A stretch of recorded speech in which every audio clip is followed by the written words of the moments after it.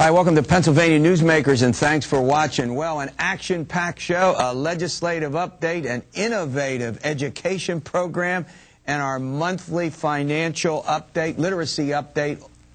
Back in a moment. This is Pennsylvania Newsmakers, a fast-paced, unrehearsed weekly discussion with and about the leaders who shape your world. And now, here's your host, Terry Madonna. Hi, welcome back to the program. Well, we're going to do a quick legislative update with John Micek from the Allentown Morning Call, one of our regular contributors who pays attention and writes about activities in the state legislature. John, you also do a blog. Put a plug in for it. Capital Ideas. It's on the Morning Call's website, mcall.com. There you go. Get that little, what is that? Little plug in for you. Thank you. All right. Last week was another one of those weeks in the Pennsylvania legislature. Let's start out with the House Judiciary Committee, a rare appearance by a governor. What was the governor at the House Judiciary Committee trying to do? First appearance in more than 20 years by a sitting governor in front of a legislative oversight committee. Governor Rendell, charged up, impassioned by the recent spate of really tragic shootings in Philadelphia, including a Philadelphia police officer, Chuck Cassidy, who was killed as he walked in on a donut shop robbery. Went there to plead the case for 3 gun control bills. Came away 2 out of 3, shot down by the committee members.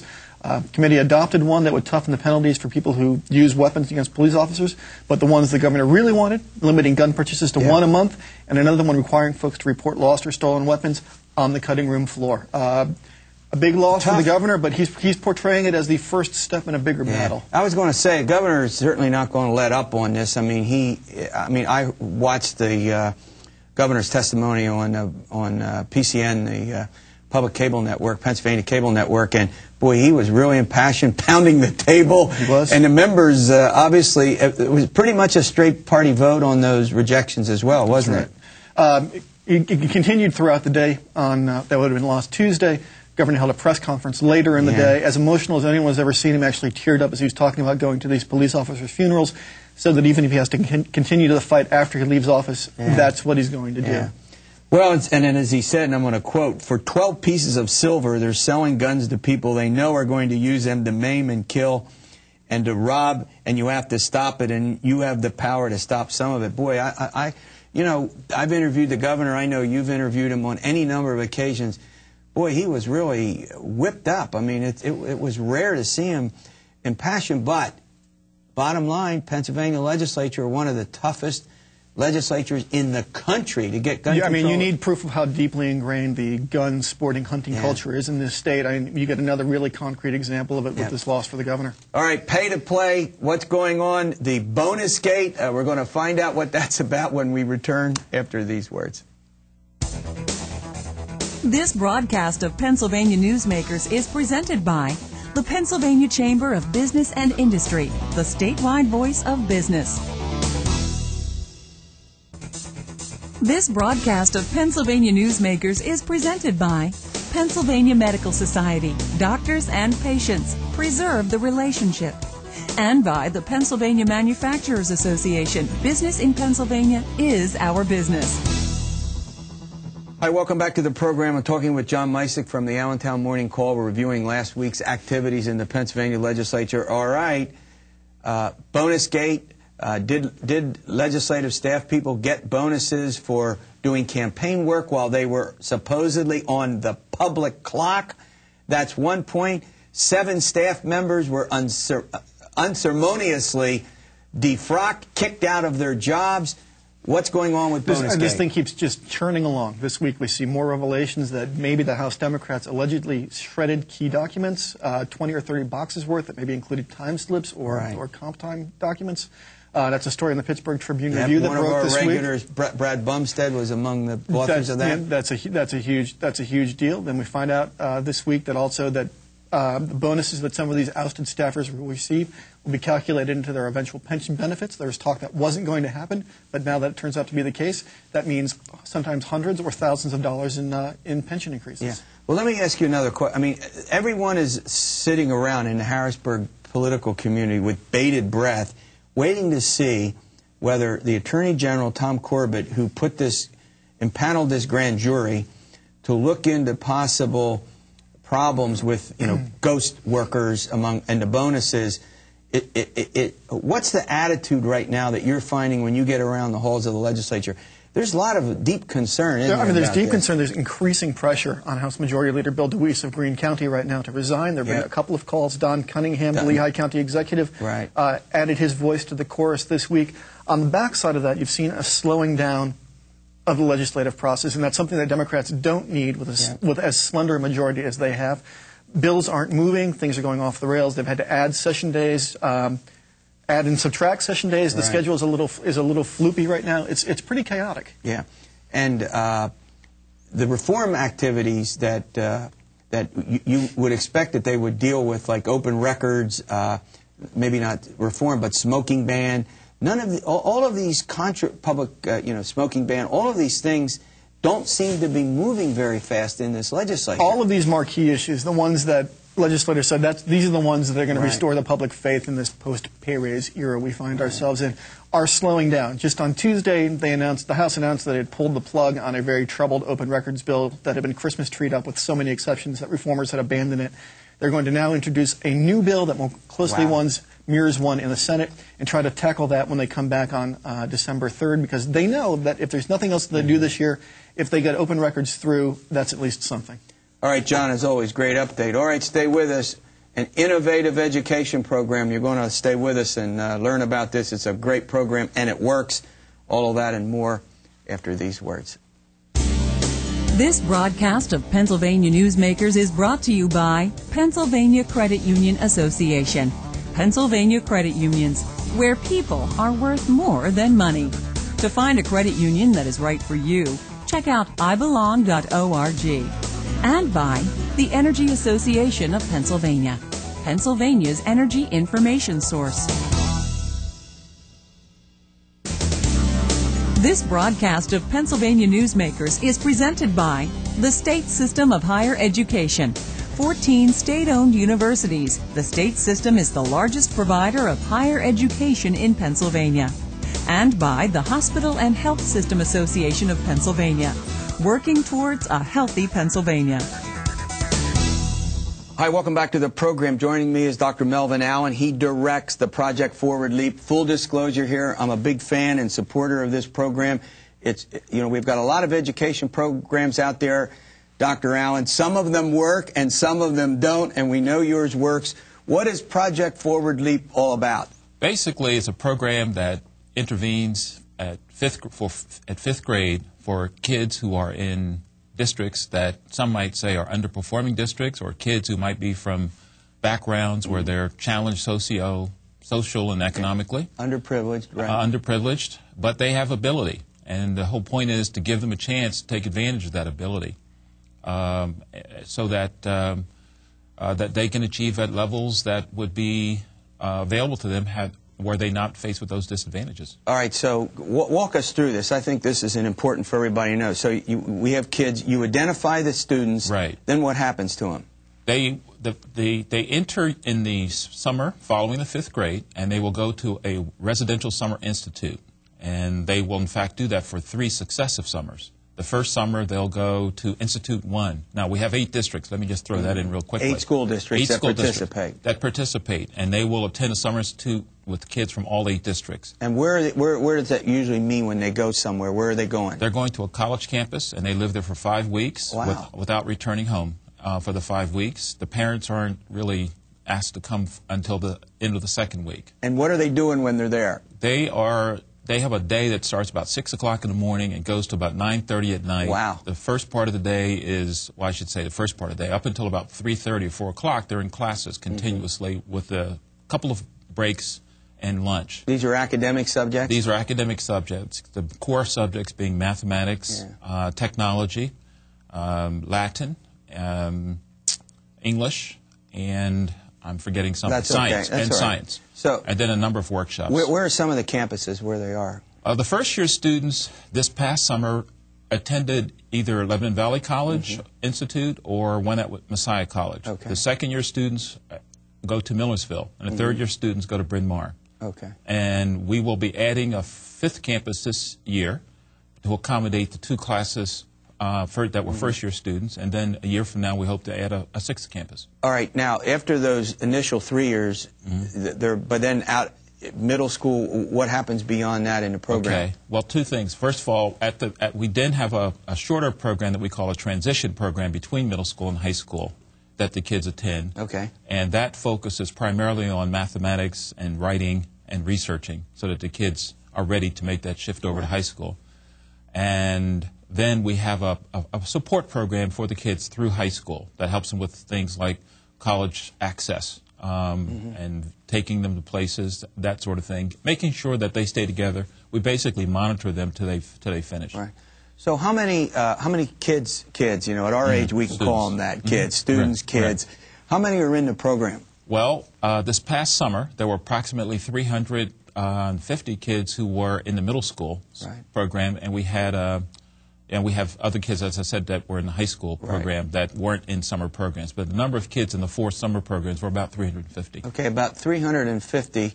And what, I mean, one of the things that people want to know, I mean, the critical question is when you're done with the investment, and we'll get to that, I want to get into that in a moment, does it work? What's the evidence that the program works? Well, I guess there are a number of different ways you can talk about it working. But one of the things that we have historically looked at, of course, is the number of kids that actually finish school, the number of kids that go into college. And our historical rates are that 90+% of the kids who finish PFL will finish high school. In most of the districts that we're in, the completion rate of 9th graders who enter high school is around 50%. And in some districts even lower than that. So you got a much higher level than let's say the typical graduation rates in high school, and you've got a huge number who go on to some kind of post-secondary education. 85%. 80. I mean, that's one of the reasons that when I promoted this, I pointed out this is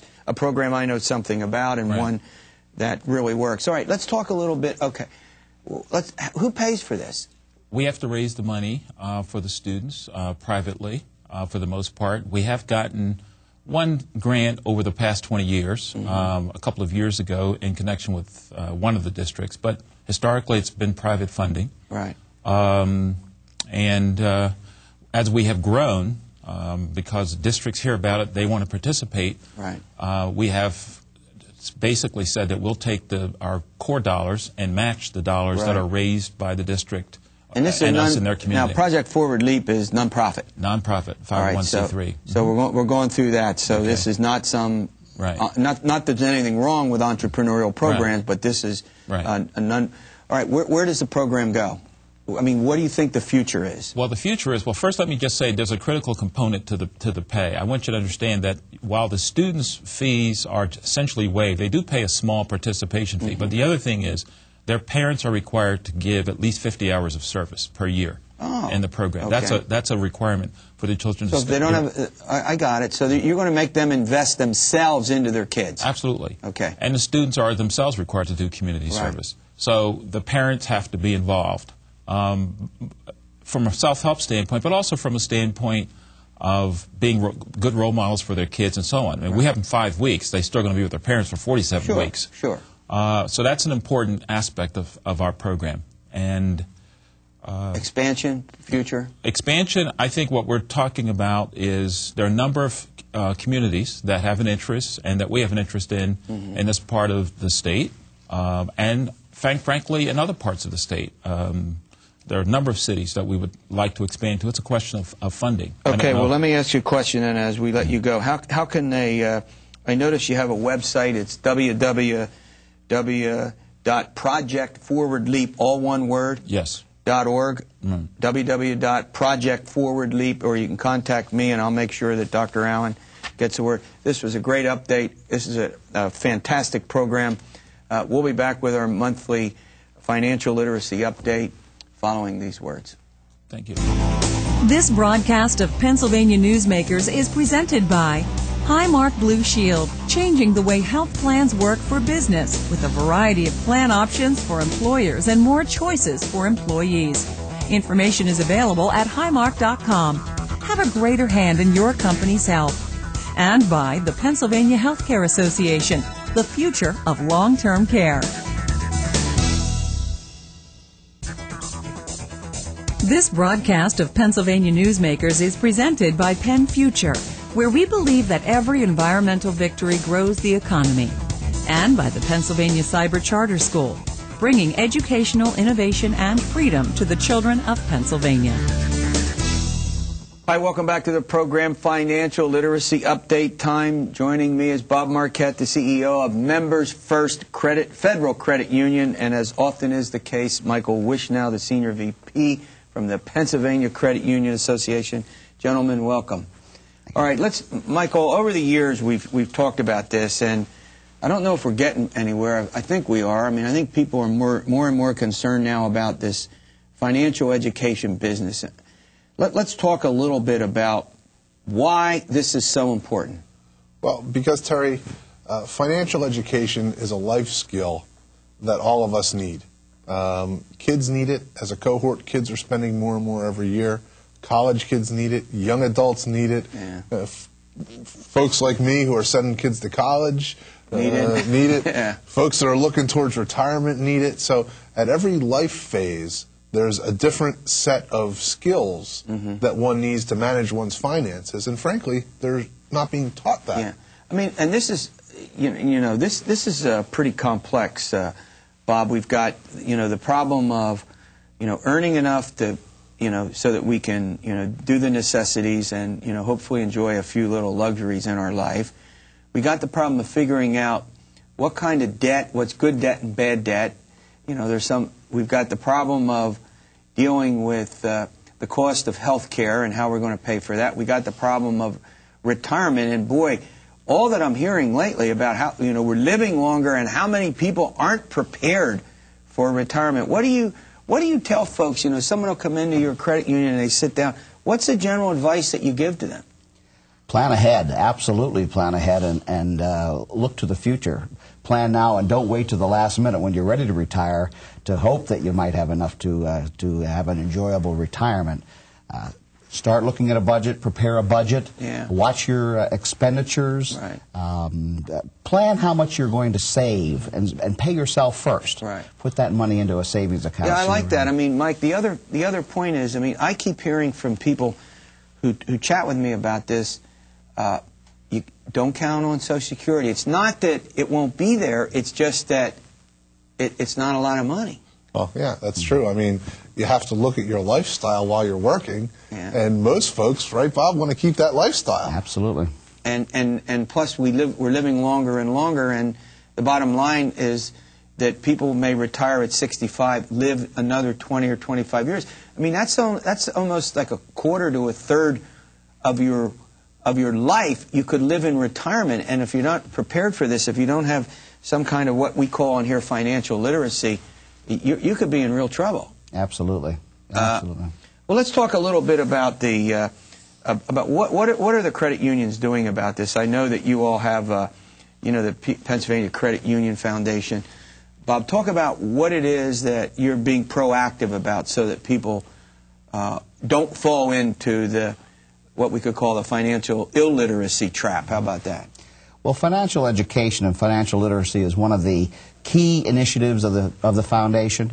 We're supporting credit unions' involvement in having branches in high schools, which also has a component where the students actually run the credit union. Again, as Mike indicated, we're trying to teach kids the life skills they need as they move on, as they prepare to go out in the world or go to college when they're going to be inundated with credit card solicitations. We also support financial education initiatives with the population at large. We have a Hispanic program over in the Lebanon area that combines financial education with a radio program.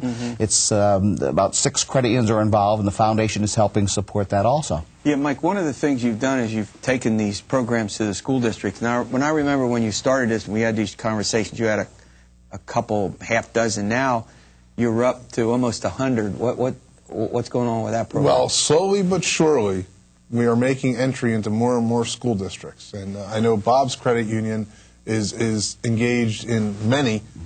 He has branches in 3, but you're also engaged in in some others in terms of teaching financial courses and doing curriculum stuff, right? Absolutely. We've had a Train the Trainer program, trying to bring teachers up to what skills they need to teach. We actually send staff and support credit unions in sending staff into schools to actually conduct the classes. We provide training materials from a variety of organizations to the schools. So we're really trying to promote financial education literacy as a key component in the educational process. I mean, and I also think, if I can add to Bob, it's not just for the honors track kid.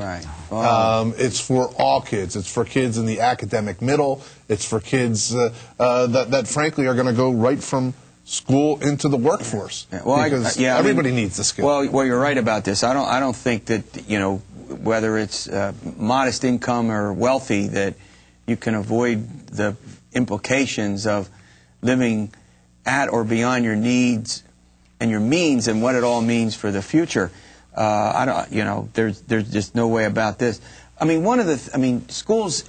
I think the key, and look, as an educator most of my life, it always seems to me that the grounding that young people get while they're in school may be the most important place to get this. I'm glad to see that the school district, I mean, barring some requirement in schools, and you know how tough that is going to be, a program like what you have going here to supplement what they do in the classroom might be helpful. Yes, no? Absolutely. In fact, what we've seen is that as one program gets launched in a school and the superintendents or the principals of those schools start talking, the ideas and the word spreads that this is really a great program. There's funding available to assist school districts to provide this absolutely critical life skill to their students, and again, to prepare those students for when they get out in the world, not only to what kind of loans they should get, but even reading the documents. What do the documents say? What should you be wary of before you go down that path and get caught up in a trap?